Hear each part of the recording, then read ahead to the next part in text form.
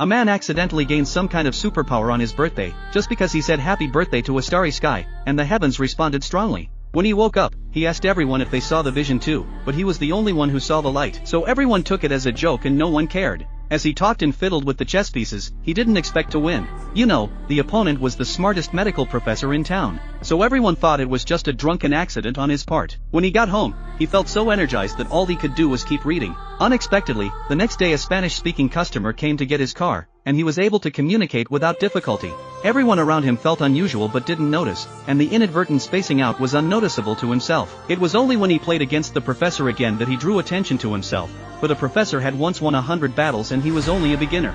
Now the professor was unbeatable, and he couldn't explain why, except that he had become different since seeing that light, and that he could read several books in one night and seemed to know them by heart. The professor didn't believe in those things and only advised him to check his body because certain inexplicable changes in a person meant that something might be wrong with his body.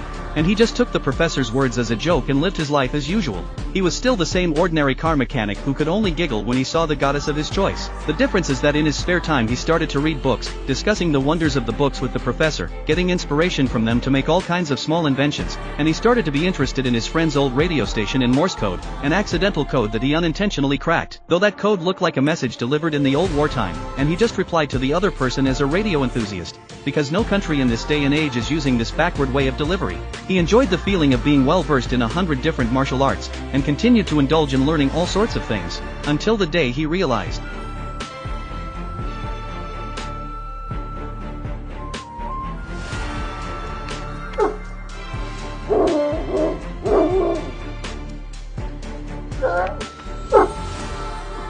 It's okay, Attila. It's nothing. Static electricity, that's all. That's all it is. Thinking at first that it was just a one-time static phenomenon, he didn't realize that after many attempts, the man could be sure that God had given him some kind of power.